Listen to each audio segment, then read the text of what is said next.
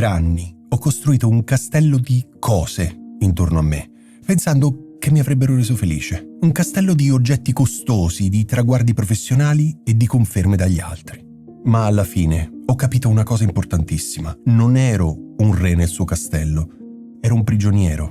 E in questo video ti racconto come ho trovato la via d'uscita e come puoi trovarla anche tu.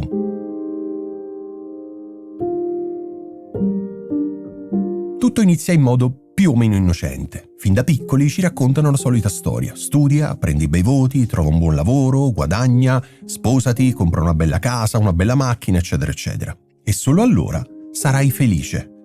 Io ci ho creduto. È come se ci ho creduto. La mia vita era diventata una specie di checklist. Ogni casella spuntata doveva portarmi un po' più di felicità. E all'inizio sembrava quasi funzionare. Ricordo l'euforia, per esempio, di quando ho comprato il mio primo computer potente. L'ho scartato, l'ho acceso, l'ho ammirato. E mi sentivo invincibile, per forse un giorno. Poi è diventato un altro oggetto sulla scrivania. Allora ho alzato la posta. Forse non è la cosa giusta, mi dicevo, forse serve qualcosa di più. E lì è iniziata la rincorsa. Il nuovo smartphone, l'orologio di marca, il viaggio esotico da postare subito sui social. Ogni acquisto era un'attesa febbrile, quasi piacevole, e ogni volta, puntualmente, finiva con una delusione. Un picco di dopamina, un piacere fortissimo, ma breve. E poi il vuoto, più profondo di prima. È facile confondere il piacere con la felicità. La nostra società ci spinge a farlo, ma sono due cose completamente diverse. Ne ho già parlato in un altro video che ti consiglio di andare a guardare qui sul mio canale, però vale la pena comunque approfondire questi concetti. Il piacere è una gratificazione immediata, un'esperienza che dura un attimo. La felicità invece è uno stato dell'essere, è molto più profonda, più stabile e non la puoi comprare. Io, senza rendermene conto, tanti anni fa, ero diventato un drogato di piacere, sempre in cerca della dose successiva.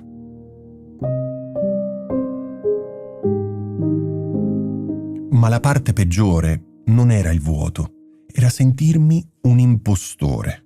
Da fuori la mia vita sembrava perfetta. Avevo successo, avevo le cose giuste e la gente mi ammirava, o almeno così pensavo.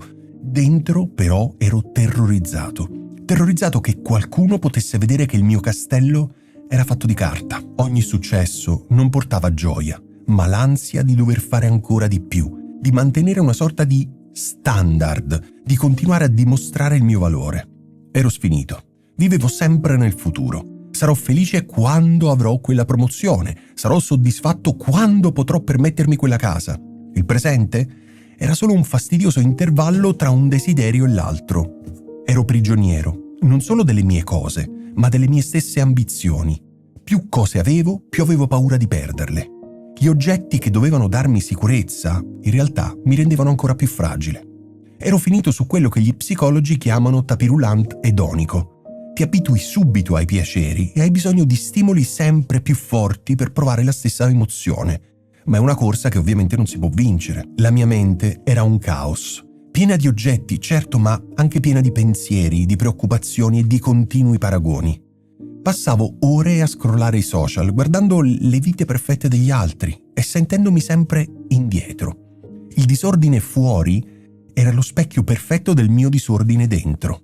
E non è solo una sensazione, sai, ci sono studi che confermano proprio questo. Un ambiente caotico può aumentare i livelli di cortisolo, che è l'ormone dello stress, e rende più difficile rilassarsi e concentrarsi.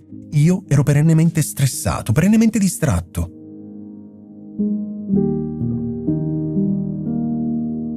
Il mio punto di svolta non è stato un evento teatrale, è stato un momento di silenzio.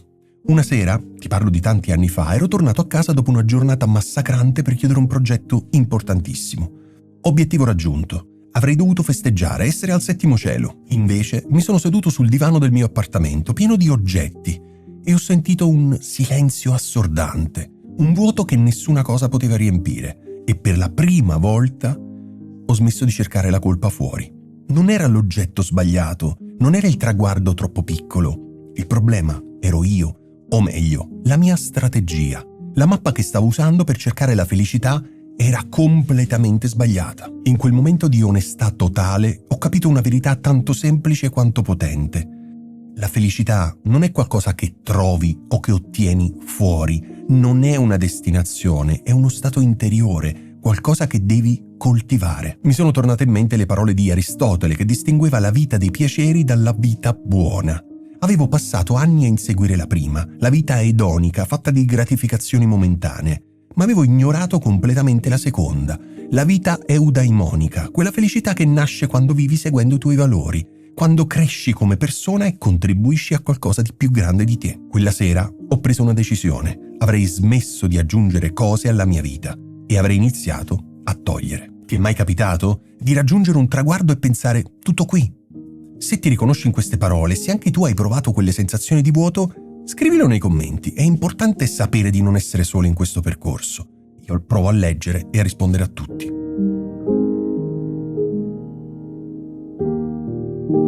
Attenzione! Smettere di cercare la felicità nelle cose non ha significato andare a vivere in una capanna. Ha significato cambiare intenzionalmente il mio focus.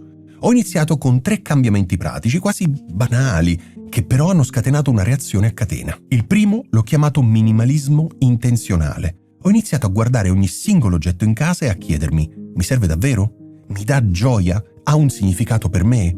La risposta per l'80% delle mie cose era no.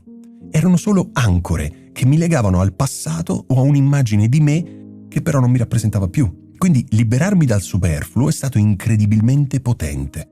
Fare spazio fisico ha permesso alla mia mente di respirare, portando calma e chiarezza. Non si tratta di rinunciare, ma di fare spazio fisico, ma soprattutto mentale. Il secondo cambiamento è stata la pratica attiva della gratitudine. Lo so che suona come un cliché, ma la scienza lo conferma. Essere grati modifica letteralmente il cervello, stimolando la produzione di dopamina e serotonina, che sono i neurotrasmettitori del benessere. Ho preso un quaderno e ogni sera, prima di dormire, ho iniziato a scrivere 3 piccole cose per cui ero grato in quel giorno. All'inizio era difficile, puoi immaginarlo, no? Poi ho iniziato a notarle ovunque. Il sole sul viso, una chiacchierata gentile con un collega, il sapore del caffè. La gratitudine mi ha insegnato a non dare più nulla per scontato e a spostare l'attenzione da quello che mi mancava a quello che avevo già. E questo, credimi, ha demolito emozioni tossiche come l'invidia e il risentimento. Il terzo cambiamento è stato investire in esperienze e relazioni, non in oggetti. Ho capito che i miei ricordi più felici non erano legati a qualcosa che avevo comprato. Erano una passeggiata in montagna con un amico, una cena in cui ho riso fino alle lacrime, oppure l'imparare a suonare una canzone. La felicità vera, quella che dura, nasce da relazioni profonde, da gesti di gentilezza e dal seguire obiettivi che risuonano con chi siamo davvero. E così ho iniziato a usare il mio tempo e le mie risorse per creare ricordi, non per accumulare roba.